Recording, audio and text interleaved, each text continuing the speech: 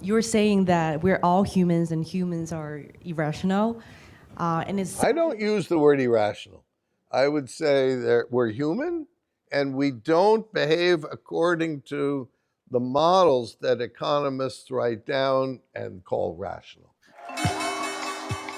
I'm Bethany McLean. Did you ever have a moment of doubt about capitalism and whether greed's a good idea? And I'm Luigi Zingales. We have socialism for the very rich, rugged individualism for the poor.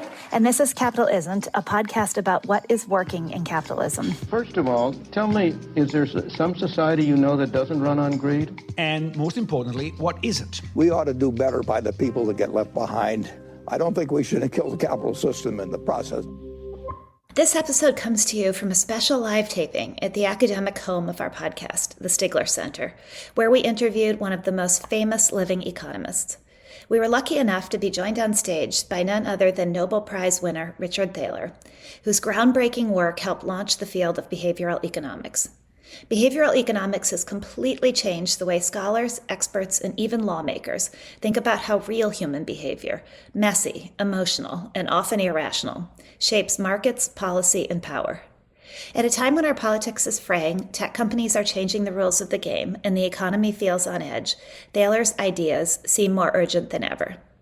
In this conversation, he reflects on the limits of traditional economics, the power of small policy nudges, and what it really takes to build systems that work for real people, not just the rational actors that exist in economic papers.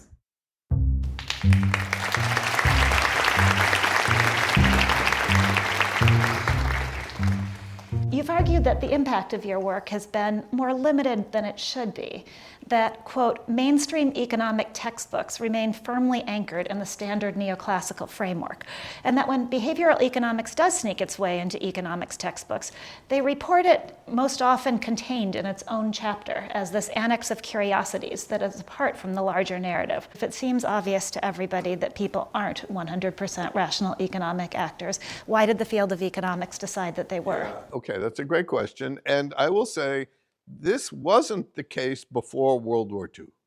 So if you read Adam Smith, let's say economics starts in 1776 with The Wealth of Nations. Adam Smith talks about overconfidence. He talks about self-control problems. He talks about fairness. You know, it's all in Adam Smith. When George Stigler he was alive when I came, and he used to say it's all in Adam Smith. And that's true of behavioral economics. It was all in there. I think the idea of the optimizing agent kind of got carried away, starting with the process of economics becoming mathematically formalized. Paul Samuelson, Ken Arrow, the people who took over the profession, those two could have won the first 10 Nobel Prizes if they had been giving them out appropriately. So there was a lot of work to do. And if you're going to write down a formal model, the easiest one to write down is of people choosing optimally. I mean, think about a simple task. You have a rectangle, and I tell you the dimensions, and now we're going to guess what will people think is the area. Well, a really easy thing to do is to multiply the height by the width, right? That's a model even I can write down. Now, it might be that people have width aversion, that the estimate they'll give will overweight the height versus the width. I'm making all that up, right? But you can see that that model is getting more complicated. So people started writing down these formal models, and then a weird thing happened. Like in the 70s and 80s, the agents in economic models kept getting smarter. I mean, they started out smart, right? Perfectly smart. But then somebody like Robert Barrow would come along and think of, oh, here's a way that people could be even smarter. So instead of reacting to some tax change in the best possible way for you, well, you might also take into consideration your kids and their kids, right? No one in the history of the world had ever had that thought until Robert Barrow wrote it down in a model. And now it's a model of everyone. right? And the norm, I would say, in this period of the 80s and 90s was, my model is better than your model if my agents are smarter than your agents. Like when you came into the world, Luigi, in the 90s, that was the world. And it was very heavily represented in our economics department. And that's kind of the world in which there was an opening for people like me. Because look, people try to optimize. I don't say they don't. It's hard, you know? I mean, think of the model of saving for retirement. All you have to do is estimate how much you're going to earn over the rest of your lifetime, how long you're going to live, what rate of return you're going to get, solve, then never get tempted by a new car or a lavish vacation. Certainly never get divorced. That, woo, right? So, and then you have to, you know, if you get as old as me, each year you have to update. Oh, well, I've made it this long. I might live too long, right? So I once at Cornell, I was giving a talk on saving for retirement and described that model. And it was it was in the psych department. The audience starts laughing hysterically. And fortunately, my friend Bob Frank, an economist there, assured them, actually, I was not making this up.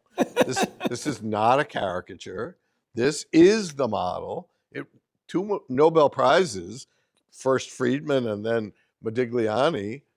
So, right, this is the model. And there really isn't an alternative one. I mean, we sketch one, but people aren't perfect, right? That shouldn't be controversial.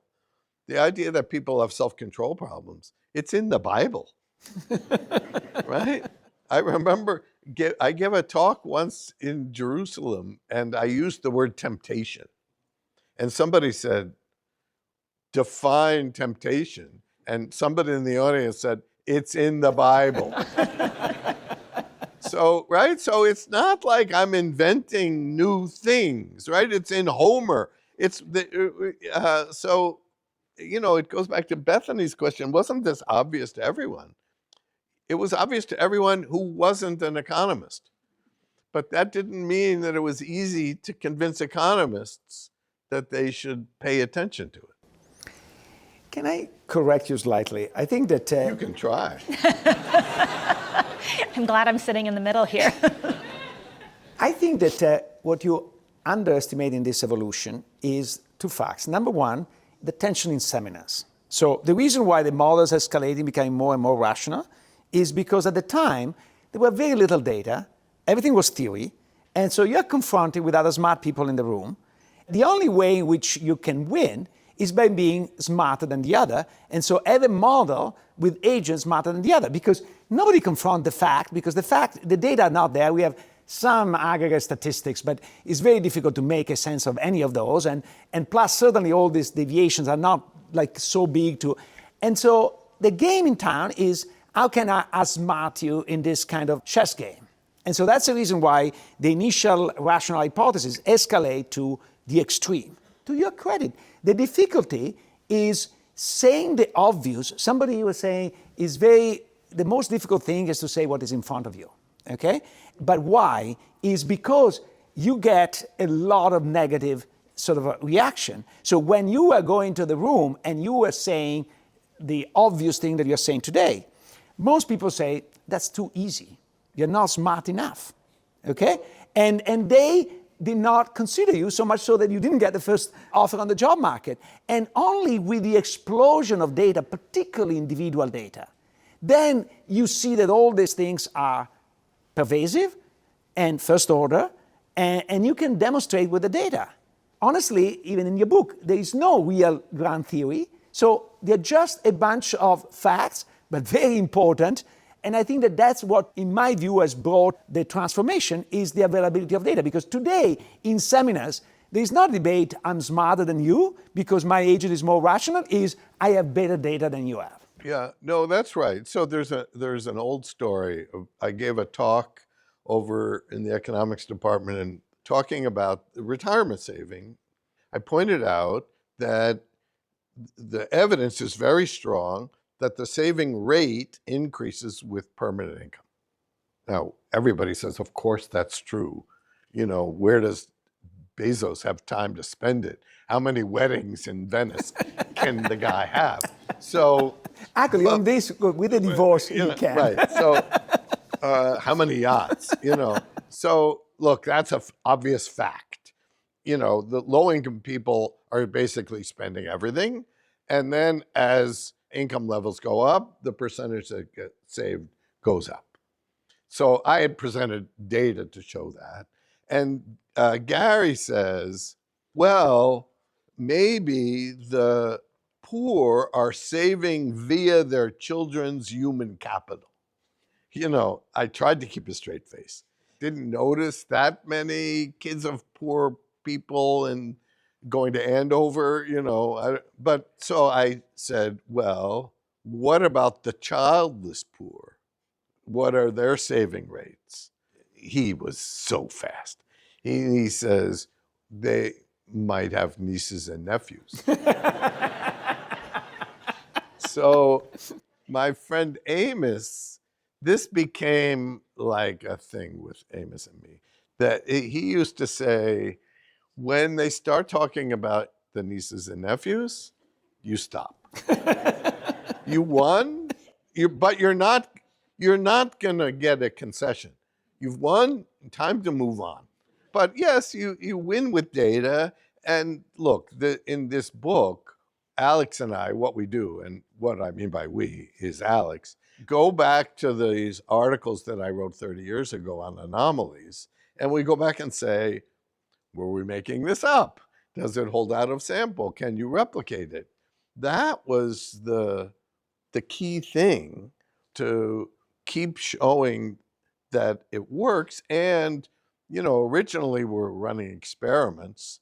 Now you get data, individual data, and like big data. So it's harder to make arguments about nieces and nephews when you have 7 million data points. So I want to explore some of the ramifications of this. If many of the theoretical justifications of the efficiency of capitalism are based on this assumption of a fully rational economic actor, so if you incorporate your contributions into that framework, what's left of these theories?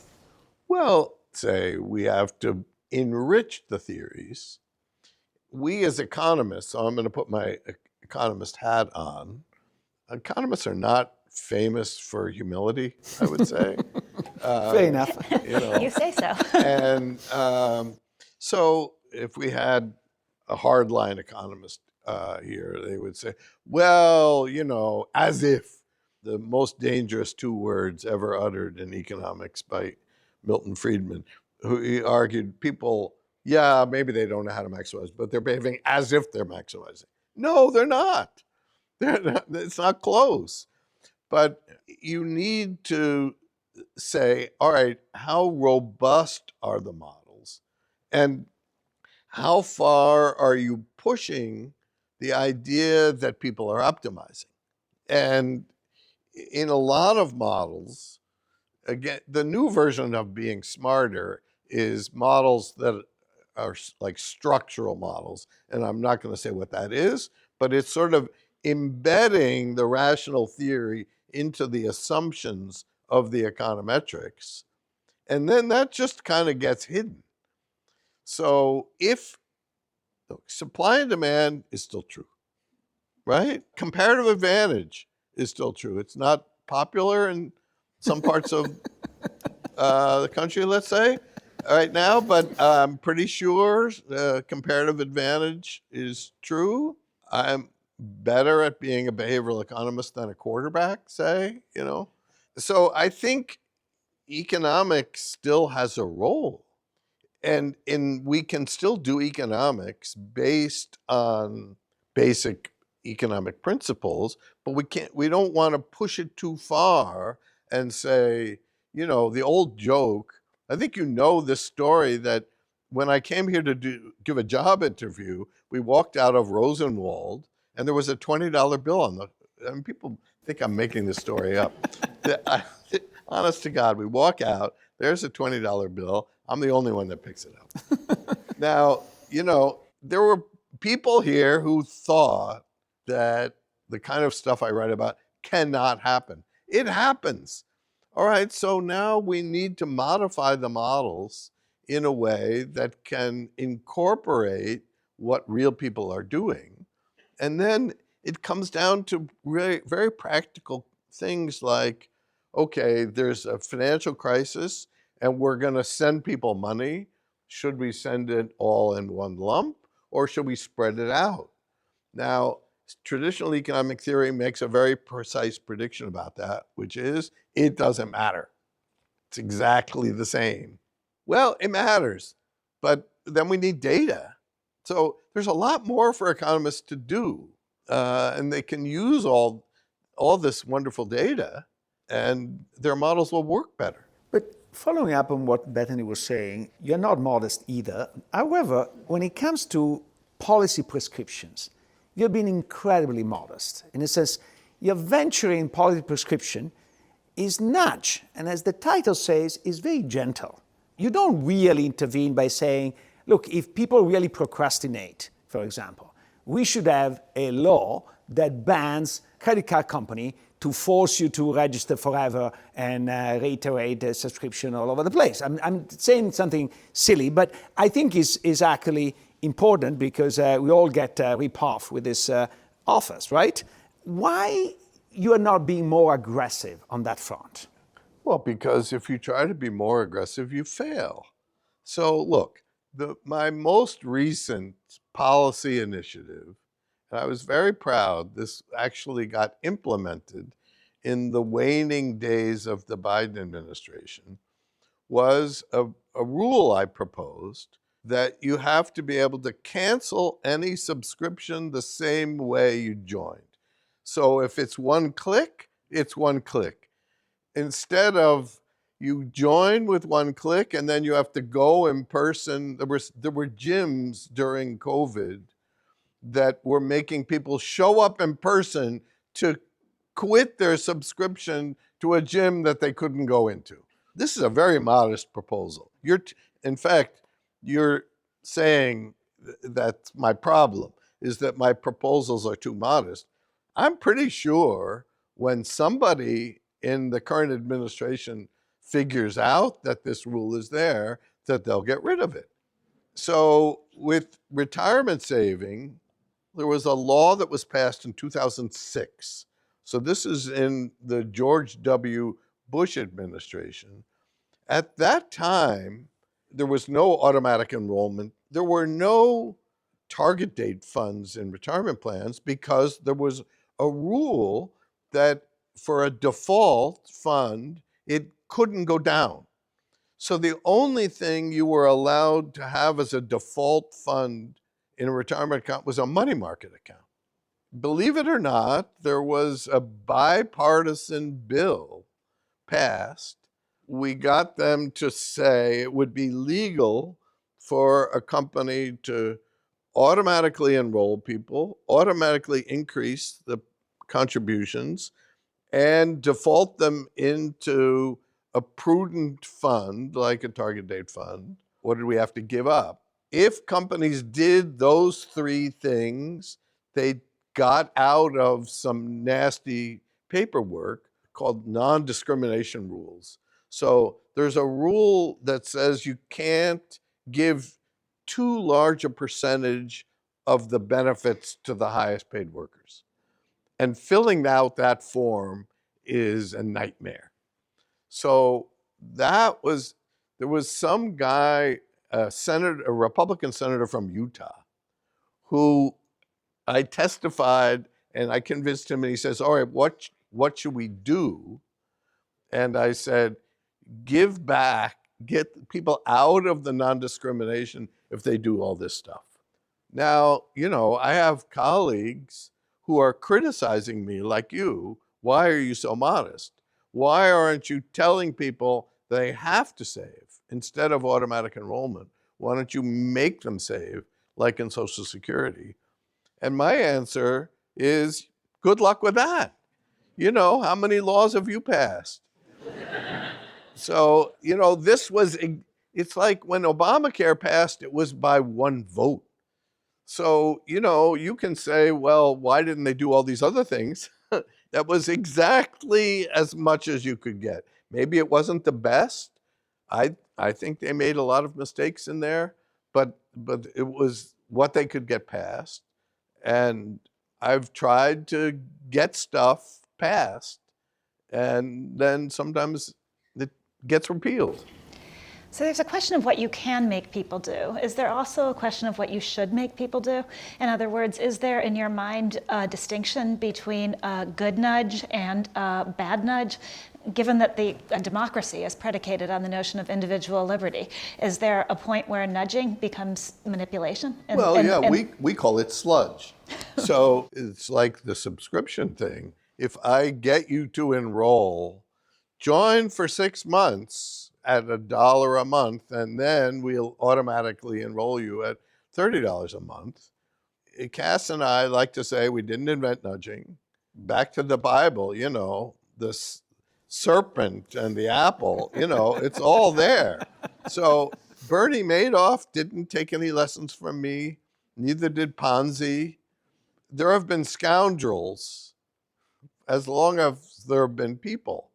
I think you say I've been too modest or too timid. The UK kind of adopted close to what I would say is the ideal system for retirement saving. And they were heavily influenced by this research, but it's not required. It's automatic enrollment. So you get 90%, you don't get 100%. But if you try for 100%, you get 0 because it doesn't pass. So one last question, because I think we need to open to the audience. You said, of course, that the scandals have been around since the Bible, but I think some of the more recent scandals, like the big tech companies, I think they seem to have adopted behavioral economics much more than our colleagues in IO. So you go to IO and they basically say there is perfect competition because competition is a click away. But then you have Google paying billions of dollars to Apple to get the default because they know that the default matters, but in IO economics, default don't matter. So how do you explain that your research is more influential in Silicon Valley than in the academic department? Well, I deny that. Look, the American Economics Association, if you join, your membership includes subscriptions to the journals, and they were all printed until about 20 years ago. They started offering electronic subscriptions. But the default was you got them all. And they switched the default, and lo and behold, almost everybody took electronic. So, economists are humans. And as you know, in the book, we end each chapter with a little bit of advice. And we have the so what for economists, and then a different one for humans.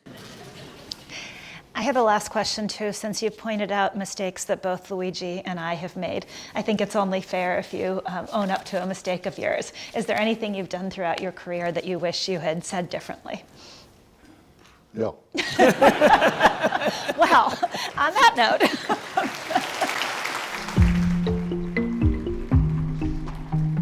If you're enjoying the discussions Luigi and I are having on this show, there's another University of Chicago podcast network show you should also check out. It's called Big Brains. Big Brains brings you the stories behind the pivotal breakthroughs that are reshaping our world. Change how you see the world and keep up with the latest academic thinking with Big Brains, part of the University of Chicago podcast network. So it's time for Q&A. We have people running around the room with mics. I think the best thing to do is to raise your hand and someone will come to you. Let's see, there's a hand there. There are lots of hands, people, so whoever gets there first. So when you get a mic, stand up so we can see you. Yes. Thank you for the talk. I have a question about cultural differences. All the research you've done, how applicable it is across the countries, across the cultures, is your theory about retirement savings equally applicable in the US, in Europe, in Madagascar, how different societies, I guess, behave in that way. So to a first approximation, cross-cultural differences are second order. Yes, there are differences, but there's a chapter in the book about the ultimatum game. I give Luigi $100 and I tell him he can share that with Bethany and he can make her an offer. And if he offers her $20, if she says yes, she gets 20, he gets 80. If she says no, they both get nothing. So that was an early experiment that I wrote one of these anomalies columns about years ago. And there was follow-up work doing that all around the world. Interestingly, if I got your accent right, it might be an Israeli accent. The only significant difference was Israelis were a little bit more like game theorists. And I speculated in the original piece that might be because Israel has more game theorists per capita than any other country. But I don't have any evidence on that. So yes, I mean, in psychology, there's a whole field of cultural psychology, and but I think things like overconfidence, loss aversion, mental accounting, they're true everywhere. Yes, they'll be a little different in one place or another, but we're all humans.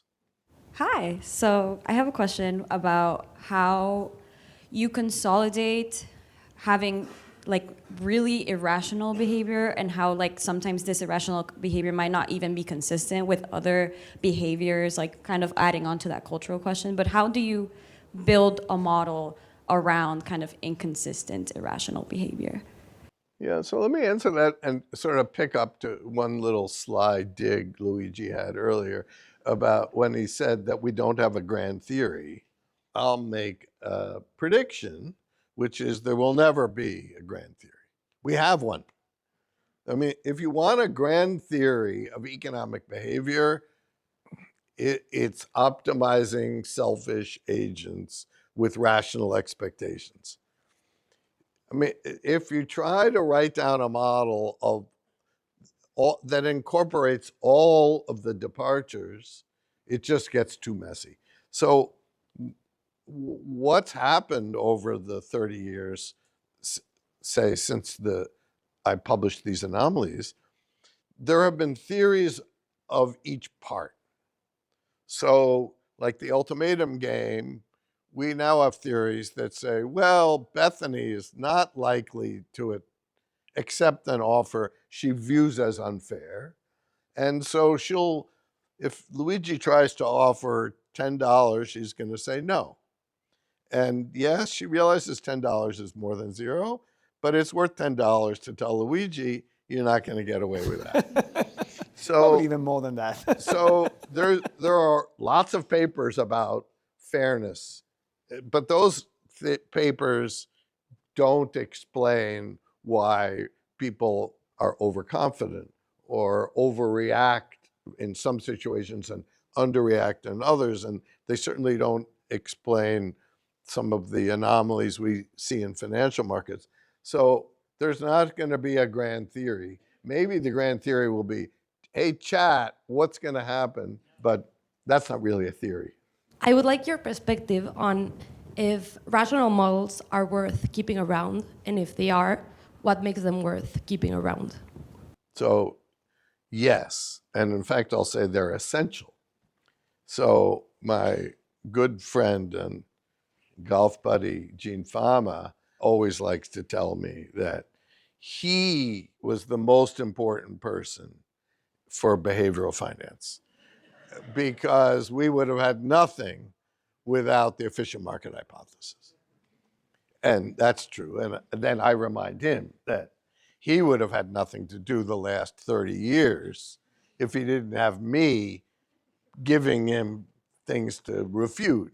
So look, I mean, it's related to the answer to the previous question, which is since we don't have a new grand theory, what we have are departures from the standard model. So the standard model of decision-making under uncertainty is expected utility theory. It was created by John von Neumann, possibly the smartest person of the 20th century. And he wrote down a model. Here's what you should do if you want to be smart in risky situations.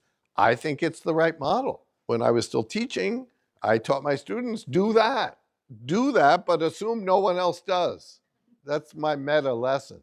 Ignore sunk costs, but assume no one else does. You were saying that we're all humans and humans are irrational. And it's I don't use the word irrational.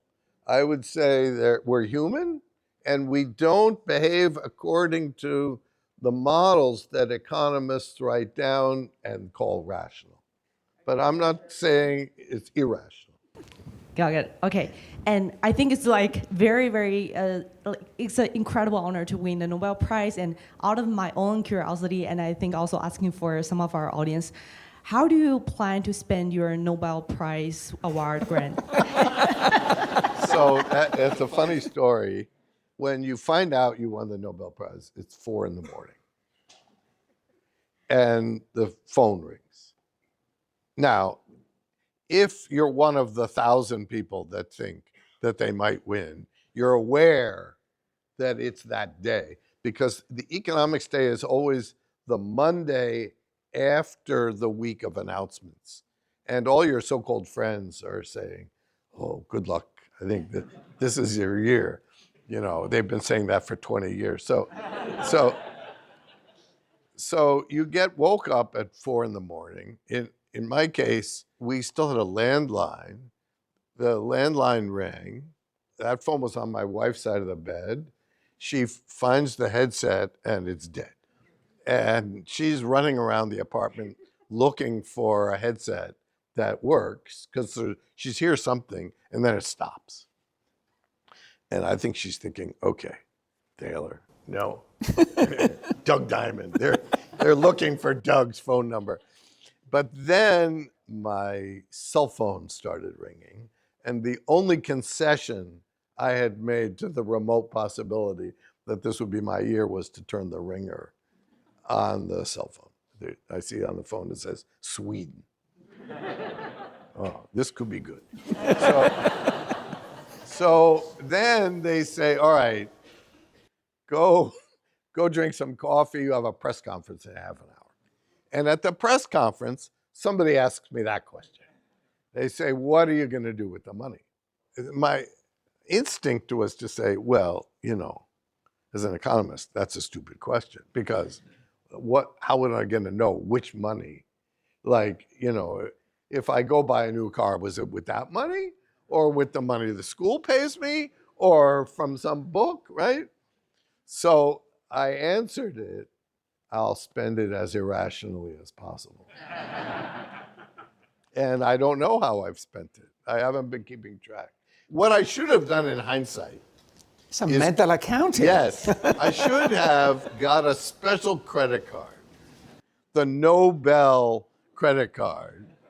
And then if I want to buy a really expensive bottle of wine, boom, put it on that card. But I wasn't that smart. Yes, sir. My question is, why students in American colleges and universities are taught that capitalism is bad? Is it to create a new kind of behavior so that we will assume do not make profit because you may lose? The last thing I will say, will you advise me to divest? I mean, sell my stocks and say, oh, capitalism is bad, I will not make anything out of it. Okay, so I am smart enough not to give investing advice. I have been quoted on occasion. Somebody's asked me about some meme stock or a stable coin, and I've said that it's irrationally high, but it might go up. And that's the way I feel about the stock market right now. When people complain about capitalism, I don't think that they're really complaining about capitalism. I think they're complaining about, say, the distribution of income. Because we tried the other system and it doesn't work. By the way, I mean, this is a point that Ken Arrow made. If you think about a planned economy, the social planner better not be boundedly rational, right? And if you think about like the Russian economy, it was a catastrophic failure because the problem of how many widgets you should build here, and I mean, it's just too hard. So capitalism is like democracy. It's, you know, the worst of all problems, but it's better than any alternative, or whatever the expression goes. Any system can be improved. There's an interesting book Luigi and I were talking about earlier. What is it? Breakneck. Breakneck, about China, and it's written by a Chinese Canadian. He describes the difference between China and the US is China is run by engineers and the US is run by lawyers, which is stealing a line from, I used to say the US is run by lawyers advised by economists. But I think the premise is certainly correct, but he doesn't say that one is better than the other. The Chinese economy, I think he has a very good point that they've developed process knowledge. So they don't invent things, but they can build anything. And we invent things and we can't build anything. He blames it on the lawyers. I mean, that's kind of a snappy one-liner, but the political system has made it impossible to build anything. And I think those are just obvious facts, that it costs 10 times as much to build high-speed rail here as it does in China, and 5 times as much as in Europe. And nobody really likes it. And even some liberals like Ezra Klein complain about how much it costs to build, but he doesn't say, all right, which of the 50 regulations that make it hard to build and rules about whether you have to use unions, which of those are we going to get rid of? What Cass Sunstein and I call sludge, the thing that makes it so hard to build, sludge is bipartisan. The left have all the, say, rules on pollution and climate change and so forth, but there's also all kinds of rules that basically protect businesses. In Illinois, the rules determining who can be a distributor of alcohol were written to enrich the people who are distributors of alcohol. So I don't know who wrote those. I mean, it's a blue state, but it's a corrupt system. And so the regulations that protect incumbents, that's bipartisan. And I don't see anybody on either side that is ready to tear down the position that the incumbents have, you know, like mergers and how Google was allowed to buy Waze. I mean, I don't know. How do we say we have an antitrust system when somebody has a monopoly on GPS and they're allowed to buy their competitor, right? So, yeah, I'm pro-capitalism. I don't know what this Capitalisn't, but I'm pro, but I think it could be improved. Luigi, would you? Why capitalism is bad? Why is it bad? I'm saying that when people protest, they think, can't Jeff Bezos get by with only 100 billion? And there are too many people starving and housing is expensive. That's all true. But do we know how to create a better system? No, we don't. So I'm, again, Luigi complains that I'm too modest. I don't know what the perfect system is, but I can improve it a little bit at a time. I think we have time for one more question. So a lot of your theories have influenced the Affordable Care Act, and you were speaking about it a little bit before. I would love to hear your perspective on what things you would keep and what things you feel like you would take out for the system, and how you would just make it more efficient in your opinion. Oh, well, an easy one. Yeah, I'll tell you one. They set up these plans, and there are, I don't know whether you've ever had to buy healthcare from that system, but there are different plans, and they're coded by metal. There's a platinum plan and gold and silver and bronze. So I was in Washington visiting friends, and I asked somebody who was designing the website, can I go see what they're doing? And so the person designing it shows me, and I have no idea what they thought that these metal categories, how that was going to help. But then at the bottom, there's another category. It doesn't get a medal. It's called catastrophic. And I said, no, wait. We're not going to call one category catastrophic, are we? And he said, yeah, no, that's what economists, so it's a high deductible plan, right? And he said, that's what economists call catastrophic insurance, right? Now, I can tell you, when you go get a job, or if you're an employee at the University of Chicago, the healthcare plan you want is catastrophic. It's like guaranteed to save you money. At least $800 a year or more. If you don't spend any healthcare, it saves even more, but at least it saves you a few $100s a year.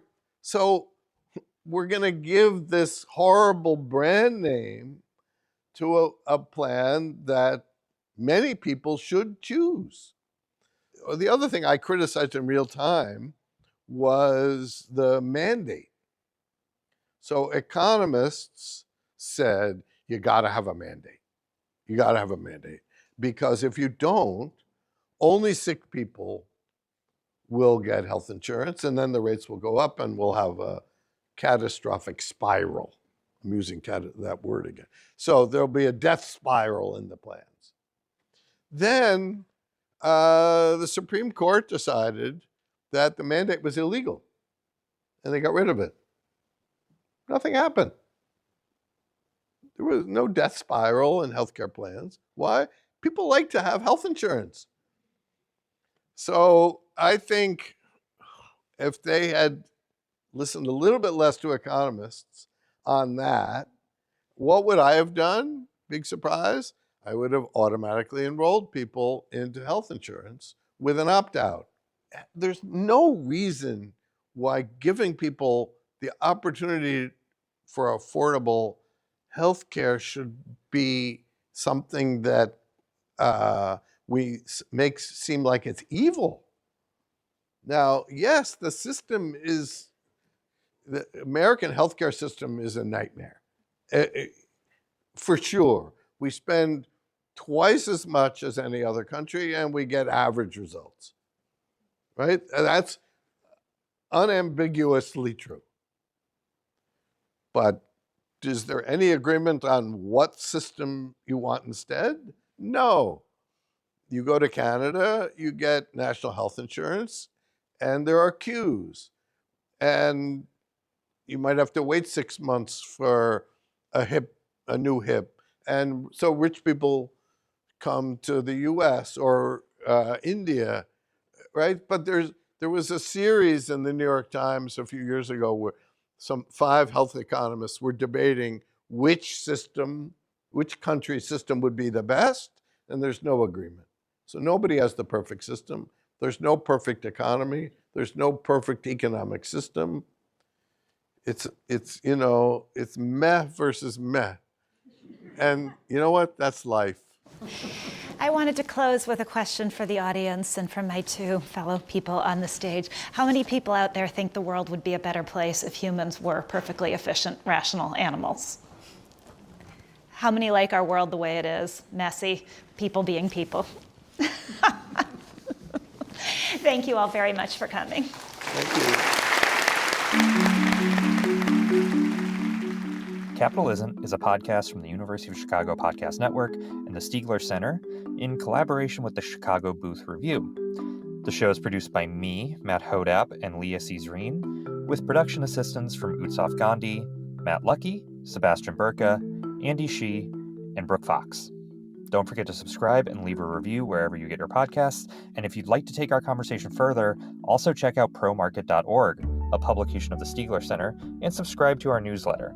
Sign up at chicagobooth.edu/Stigler to discover exciting new content, events, and